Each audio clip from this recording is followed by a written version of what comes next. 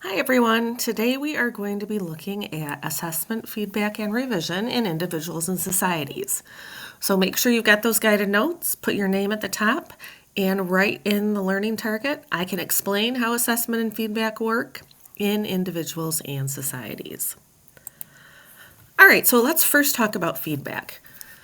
Feedback is really any information that you get that helps you to understand whether or not you are on the right track with what you're supposed to be learning. So it gives specific information on how well you meet the criteria for an assignment. It also asks how well you understand the lesson. So those two things are part of feedback. Did you do everything you were supposed to do in the assignment? What level do you understand it at? And it allows for growth. So let's look at how you will be assessed with feedback or given feedback in our class.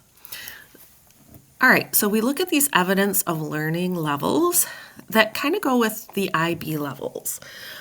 So let's start with a 0. The 0 just means there's not enough information to even give any feedback. So either you didn't submit something or there's too little evidence of any understanding to be able to give any feedback.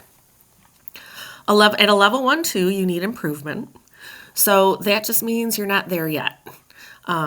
Maybe you're struggling with understanding some of the ideas. Maybe you're not meeting the expectation of the assignment at all. And you'll need some guidance and practice in order to reach that basic level. A 3-4 means you're sufficient. You demonstrate a basic understanding. Maybe you're missing a little thing here or there and you don't fully meet the expectation, but you've got the basics. A 5-6 is proficient, and that means you demonstrate a detailed understanding. You use evidence and meet the expectation of the assignment. And finally is advanced. You have superior understanding that's supported by evidence from the lesson. You can connect across topics and concepts and use evidence in a way that shows extended thinking.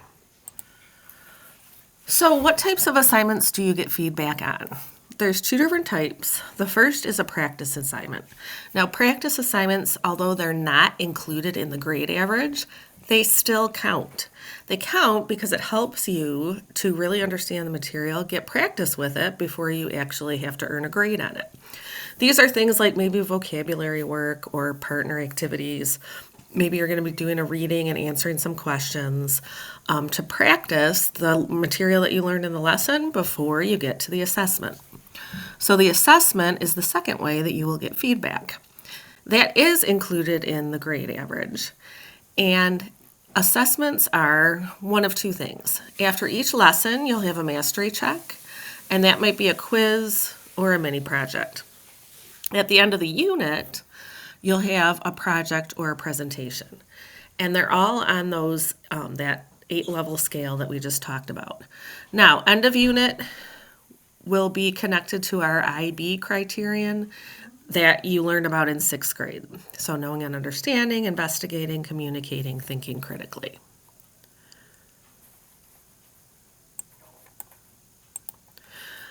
All right, so there are certain times when you have to reassess and certain times when you can choose to reassess. You have to reassess any mastery check, so those checks after the lesson, where you score less than a level 4. So if you get a 1, 2, or 3, you're going to be required to reassess. Now, what does that look like? You take the mastery check, and then the next day, I will ask to meet with you, so you have a teacher meeting. You'll fill out a reflection form, and then there will be some practice work to go along with it. And then you'll reassess during seminar the next day. And that's it. And then most of the time you move on and you get it, and then we can move on to the next part of the lesson. If you don't, we'll repeat the process. Just a special note, though, that end of the unit projects cannot be reassessed. All right, now you sometimes have a choice about whether you'd like to reassess.